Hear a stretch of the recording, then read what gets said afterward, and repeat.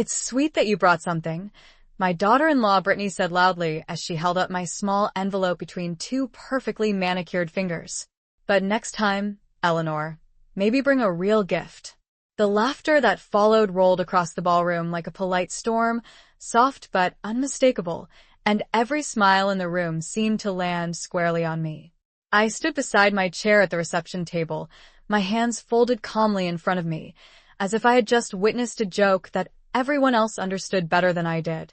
The vineyard reception hall outside Napa was glowing with warm lights and polished crystal, the kind of place where every table centerpiece probably cost more than my first car back in 1978. My son Daniel's wedding had been beautiful, truly beautiful. The ceremony had taken place just before sunset, with rows of white chairs facing the rolling California hills, and the air smelled faintly of lavender and summer dust.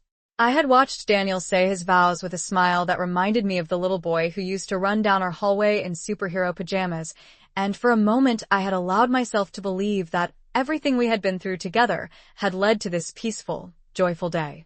Brittany's parents had organized most of the wedding. That much was obvious the moment I arrived. Her family moved through the venue like they owned it, greeting guests, directing servers, laughing loudly in clusters of expensive suits and dresses. I had taken my seat quietly at the reception table, smiling politely whenever someone looked my way, though very few people did. My navy blue dress was simple but elegant, the same one I had worn to Daniel's college graduation years earlier. I had pressed it carefully that morning in the small guest room of the hotel, smoothing the sleeves with the same attention I used when I prepared Daniel's school clothes decades ago. I remembered thinking as I stood before the mirror that today was not about me. Today was about my son beginning a new chapter of his life. When the gifts began to open during the reception, Brittany's family gathered close around the table, watching with eager expressions as large wrapped boxes appeared one after another. Designer luggage, a polished espresso machine, a set of golf clubs Daniel would probably never use, but smiled politely about anyway. Every gift was greeted with enthusiastic applause, the room filling with cheerful chatter and admiration. When my turn came, I stepped forward with the envelope I had carried carefully in my purse all evening. It was plain, cream-colored, with Daniel and Brittany's names written neatly across the front. Brittany tilted her head when she saw it, the corners of her mouth already beginning to curl upward.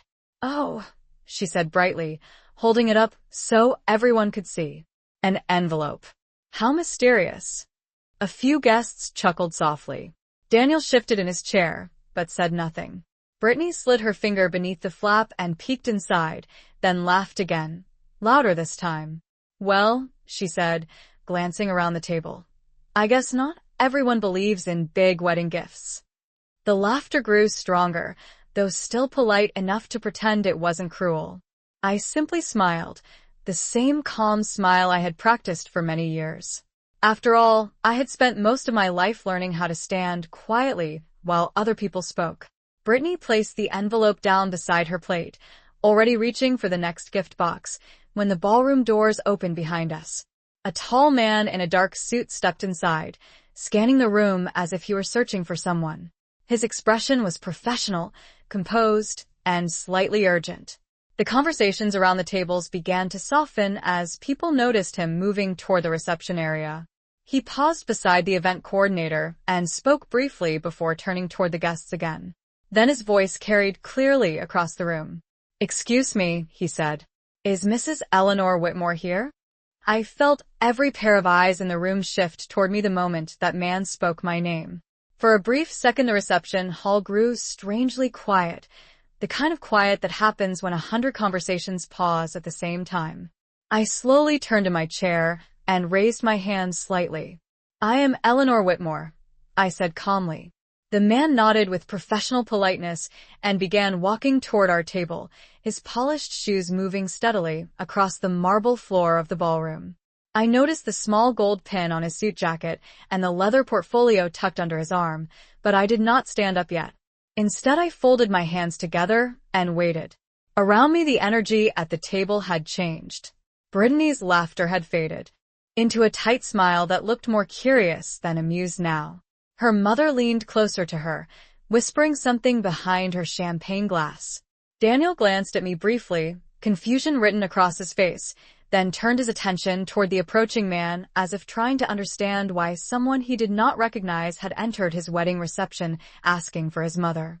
The vineyard outside the tall windows was turning deep orange as the sun settled behind the hills, casting long shadows across the tables covered in white linen and silver candle holders. I remember noticing the light catching the crystal glasses, making the entire room glow softly. It was beautiful in the quiet way that expensive places often are, but in that moment the elegance of the room felt distant from me, as though I were watching it from the outside rather than being part of the celebration. Brittany gently tapped the envelope I had given them earlier, sliding it slightly across the table as if it had already become unimportant. Her attention, like everyone else's, had moved to the man approaching us. "Do you know him?" she asked Daniel under her breath, though the question was loud enough for me to hear. Daniel shook his head slowly. "No, I have never seen him before." The man finally reached our table and stopped beside me with a courteous nod. Up close he looked to be in his early 50s, with neatly combed gray hair and the composed expression of someone used to delivering important information in serious settings. His voice was steady when he spoke. "Mrs. Whitmore, thank you for confirming your identity. My name is Harrison Cole. I am the senior branch manager at Valley Trust Bank in downtown Napa." A murmur passed quietly through the nearby tables as several guests leaned slightly closer, trying not to appear too curious.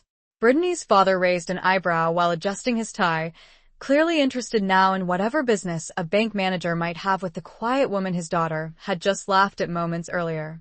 Harrison Cole opened the leather portfolio in his hands and glanced briefly at a set of documents before looking back at me.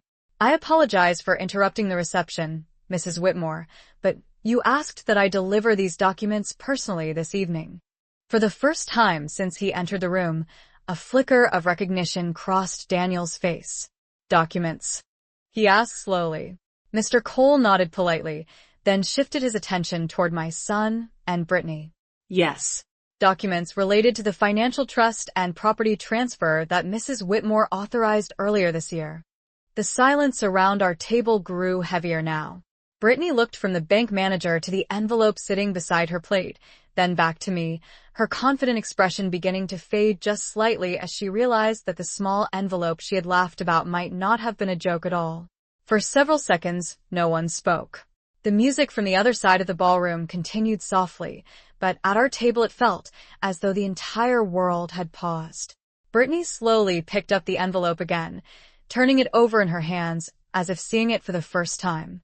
Her earlier smile had disappeared completely now, replaced by a careful expression that tried to look composed but could not quite hide the tension forming around her eyes.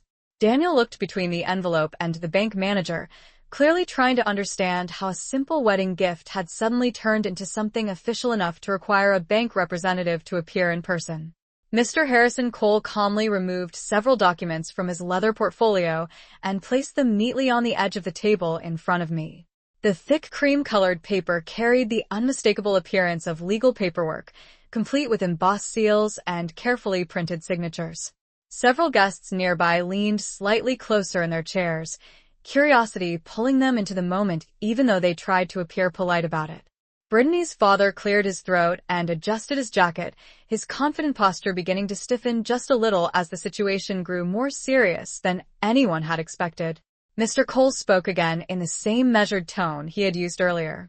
"Mrs. Whitmore requested that these documents be delivered today so that the final authorization could be completed once the newly married couple received their gift." The words settled into the air slowly, and I could see Daniel's expression begin to change as he processed what the bank manager had just said. "Gift," he repeated quietly, glancing toward the envelope Brittany had been laughing about only minutes earlier. Mr. Cole nodded politely and gestured toward it. "Yes. The envelope contains the preliminary authorization notice. These documents here finalize the transfer." Brittany blinked several times and looked down at the envelope in her hands again, suddenly very careful with it now. The room had grown noticeably quieter around us. Conversations at nearby tables slowed, forks hovered over plates, and the warm laughter that had filled the reception earlier had faded into curious whispers. Daniel finally reached toward the envelope and carefully removed the folded paper inside. His eyes moved across the page slowly, reading each line with increasing focus. I watched the moment when the realization began to reach him. His shoulders straightened slightly, and the color in his face shifted as he continued reading. "Mom," he said softly after a moment, looking up at me with confusion and surprise mixed together. "What is this?"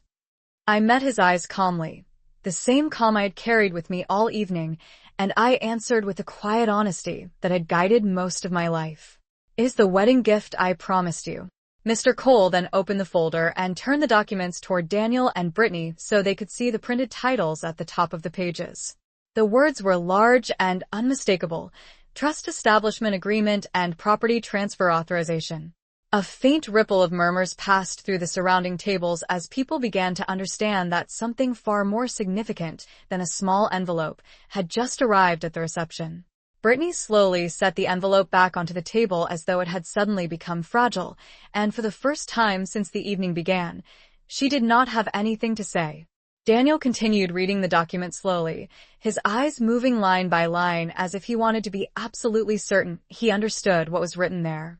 The soft glow of the reception lights reflected across the page, and I could see his expression shifting from confusion to disbelief. Brittany leaned closer to him, trying to read the same lines, her earlier confidence now replaced by a cautious silence that felt very different from the laughter that had filled the room only minutes earlier. Mr. Harrison Cole stood patiently beside the table with the calm posture of someone who had delivered many serious documents during his career and understood that moments like this required time. Around us, the wedding reception had not completely stopped, but the energy had changed. The music still played softly from the far side of the hall, and servers continued moving between tables with trays of champagne glasses, yet a quiet circle of attention had formed around our table as guests sensed that something unusual was happening. Daniel finally looked up from the paper again and met my eyes. There was something different in his expression now, something thoughtful and almost uncertain. "Mom," he said carefully, "this says the trust includes the house on Redwood Hill and the rental property in Santa Rosa." I nodded gently. "Yes, it does." His voice lowered slightly as he continued reading the next page. "And it says the trust value is more than $2 million. Brittany straightened in her chair at those words, the subtle movement impossible to miss. I could see her fingers resting on the edge of the tablecloth, perfectly still. Daniel looked at me again, his voice quieter now. "I did not know you still own those properties." I allowed myself a small, calm smile. "You did not know because I never talked about them very much." For many years after Daniel's father passed away, I had learned that quiet decisions often carried more strength than loud explanations. Life had required patience for me. When Daniel was 8 years old and suddenly without a father, I worked 2 jobs for nearly a decade to keep our small home and make sure he never felt the full weight of that loss. I packed his school lunches every morning before driving 20 miles to my office, then returned home late in the evening after a second shift helping a local accounting firm organize their records. It was not a glamorous life, but it was a steady one, and slowly the years added up. When the housing market changed in the early 1990s, I bought a small rental property with the savings I had carefully built. Later another opportunity appeared, then another. Each decision was quiet and practical, guided by the same thought that had guided most of my life. One day my son would have a future that felt secure. Daniel lowered the document slightly, still absorbing what he had read. Brittany finally spoke again, though her voice was softer now than it had been earlier. "You never mentioned any of this before." I looked at her calmly. "There are many things in life that do not need to be mentioned until the right moment arrives." Mr. Cole gently adjusted the papers on the table so that Daniel and Brittany could see the final page more clearly. The words at the bottom of the document explained that the trust would officially transfer its assets to them as part of their wedding gift once the authorization was completed. A quiet murmur moved through the nearby tables again as several guests realized the scale of what had just been revealed. Brittany slowly picked up the envelope again and looked at it with very different eyes than she had only a few minutes earlier. The envelope rested quietly in Brittany's hands now, no longer the object of amusement it had been only a few minutes earlier. She studied it carefully, almost cautiously, as though it had become something far more important than she had first believed. Around us, the soft conversations at nearby tables had begun to grow again, but they carried a different tone now. People were not laughing anymore. Instead, they were whispering, watching our table with subtle curiosity that they tried to hide behind polite smiles and slow sips of champagne. Daniel continued reading through the remaining pages Mr. Harrison Cole had placed before him. I could see the concentration on his face as he moved from one line to the next, absorbing details that he had never imagined were connected to the simple envelope he had watched Brittany mock only moments earlier. "This says the trust becomes active immediately after the authorization," he said slowly. Mr. Cole nodded. "That is correct. Once the final signature is completed tonight, the trust and all associated assets will legally belong to you and your wife." Brittany shifted slightly in her chair, her posture suddenly more attentive than before. "Assets," she repeated quietly, as if testing the word. Mr. Cole opened another section of the portfolio and carefully turned one of the pages toward them. "The trust includes the Redwood Hill residence, the Santa Rosa rental property, and the investment portfolio attached to both properties. Together they form the complete wedding gift Mrs. Whitmore prepared for you." A faint ripple of murmurs passed through the nearby tables again. Someone at another table quietly said the word million under their breath, and although I did not turn to look, I could feel the weight of that realization spreading through the room. Daniel slowly lowered the papers again and leaned back slightly in his chair. For a moment he did not speak at all. He simply looked at me with the same thoughtful expression he had carried since the documents appeared. I recognized that look. It was the same expression he had worn years ago when he was trying to understand something important, but had not yet found the right words. Finally he spoke. "Mom, why did you keep all of this a secret?" His voice was not accusing. It sounded more like quiet wonder. I folded my hands gently on the table and answered him in the same calm tone I had used all evening. "Because some gifts are meant to be given at the right moment, not discussed long before they arrive." Brittany looked down again at the envelope resting in front of her plate. Earlier she had lifted it with careless amusement. Now she handled it slowly, almost respectfully, as though it had suddenly gained a weight she had not expected. "I thought it was just a card," she said softly. Her voice carried a note of embarrassment that had not been present before. I gave her a small, understanding smile. "Many important things arrive in simple envelopes." Mr. Cole then slid a final document across the table toward me. "This page requires your signature, Mrs. Whitmore. Once it is completed, the trust will officially transfer as intended." I took the pen he offered and looked down at the page for a moment. The ballroom lights reflected gently across the paper, while the quiet sounds of the reception continued around us. Laughter returned at distant tables. Glasses clinked softly. The evening celebration continued as though nothing unusual had happened. Yet, at our table, everything had changed. Daniel watched carefully as I signed my name in the space at the bottom of the document, completing the final step of the wedding gift I had prepared for him long before this evening ever arrived. The ink dried quietly on the paper as I placed the pen back onto the table. Mr. Harrison Cole reviewed the signature with the careful attention of someone who had completed this process many times before. Then he nodded once in approval. "Everything is now officially authorized," he said calmly. "The Whitmore Family Trust has been transferred as intended." He closed the portfolio slowly, the soft click of the clasp sounding far louder than it should have in the silence surrounding our table. Daniel remained still for a moment, the documents resting in his hands as he looked down at them again, almost as if he expected the numbers written there to change if he read them one more time. Brittany sat beside him without speaking, her posture straight and careful, the earlier confidence that had filled her voice now replaced by something much quieter. Around us the reception gradually returned to its normal rhythm. Waiters moved between tables carrying plates of dinner, a string quartet resumed playing near the dance floor, and the low hum of conversation spread gently across the room again. Yet even as the celebration continued, people still glanced toward our table with subtle curiosity. Word travels quickly in rooms like this. Daniel finally lifted his eyes and looked directly at me. There was a softness in his expression now that had not been there earlier that evening. "Mom," he said quietly, "you did all of this for us." I gave a small nod. "I always hoped that when you started your new life together, you would begin it with security instead of worry." He lowered his gaze again briefly, absorbing the meaning behind that simple sentence.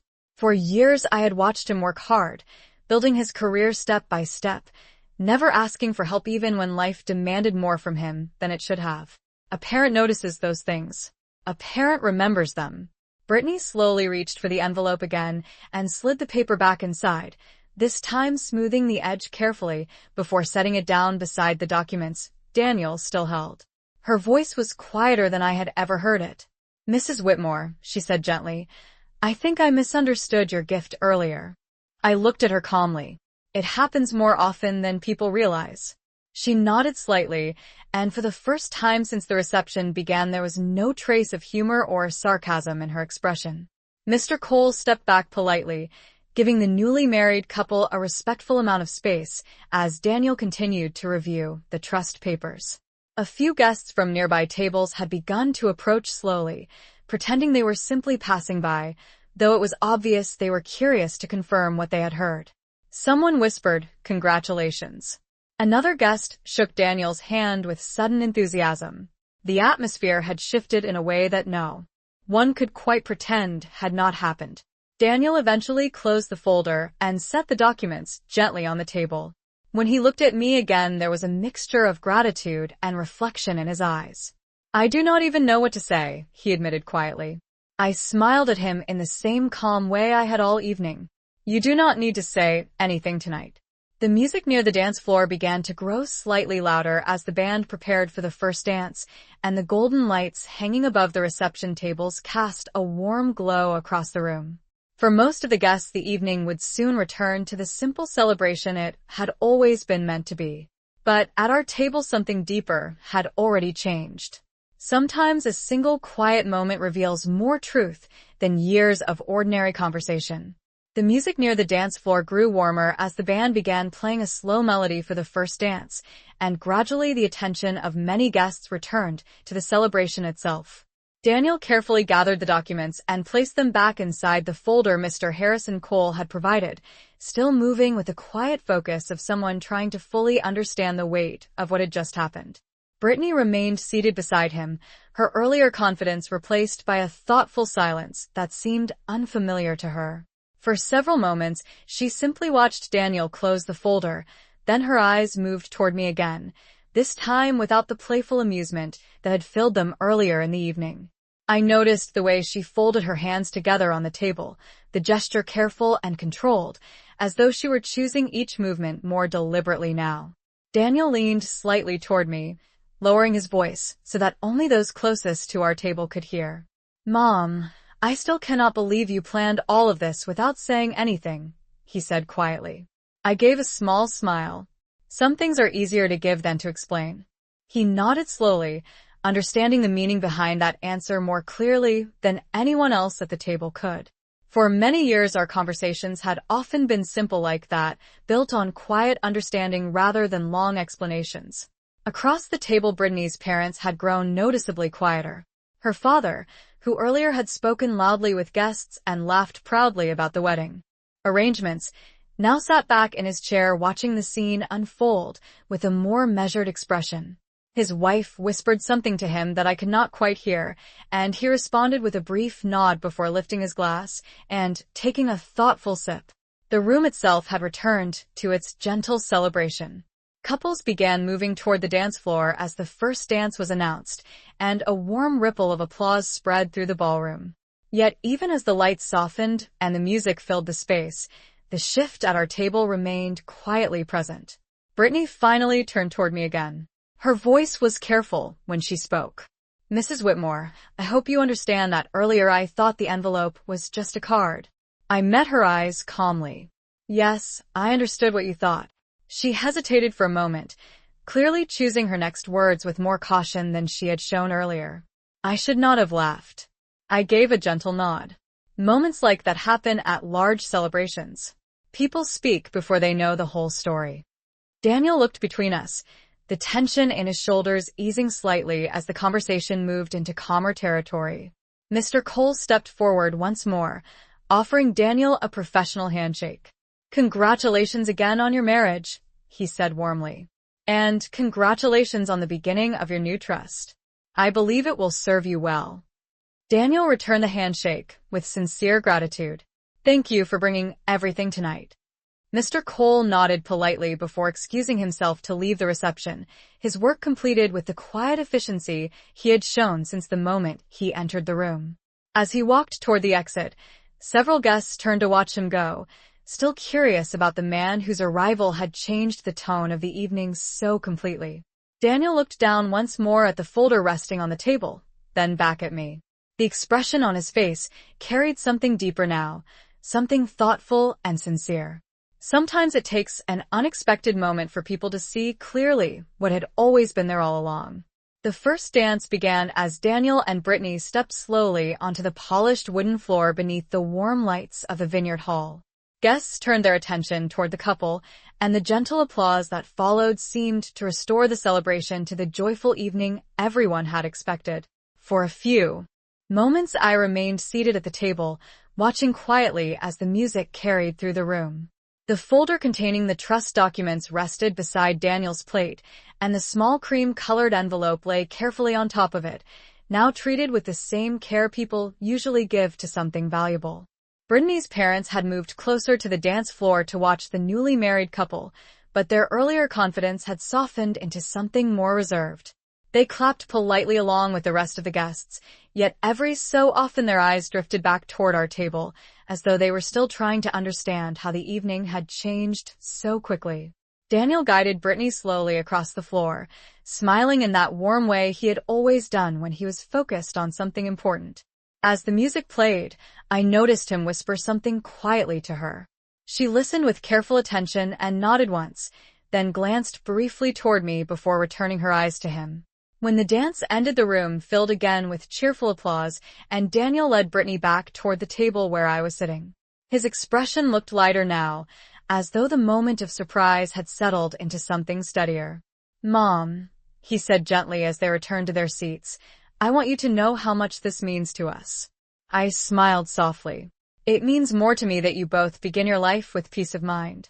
Brittany sat down beside him and rested her hands on the edge of the tablecloth, looking thoughtful for a moment before speaking again. "Mrs. Whitmore," she said carefully, "I realized tonight showed me something about patience and generosity that I did not fully understand before." Her tone was sincere, and although the words were simple, the room around us felt quieter as she spoke them. I nodded once. Life has a way of teaching those lessons when we least expect it. A few guests approached the table then to offer congratulations to Daniel and Brittany, shaking their hands and speaking warmly about the wedding. Some of them glanced politely toward me as well, their smiles now carrying a different kind of respect than they had earlier in the evening. Word had clearly traveled through the reception hall about the gift that had quietly changed the mood of the celebration. As the music shifted to a livelier tune, and the dance floor began filling with more guests, Daniel carefully placed the folder containing the trust documents inside the inner pocket of his suit jacket. He did it with the kind of careful movement people make when they are protecting something important. Then, he turned toward me again with the thoughtful expression I had known since he was a boy. "You always believed in preparing for the future," he said quietly. I met his eyes with the same calm I had carried all evening. Every parent hopes to leave something steady behind for the next chapter of their child's life. Around us the reception continued with laughter, music, and dancing, yet beneath the celebration there remained a quiet understanding that something meaningful had unfolded at our table. Sometimes the most powerful moments in life arrive quietly, wrapped in simple envelopes that only reveal their true value when the right moment finally arrives.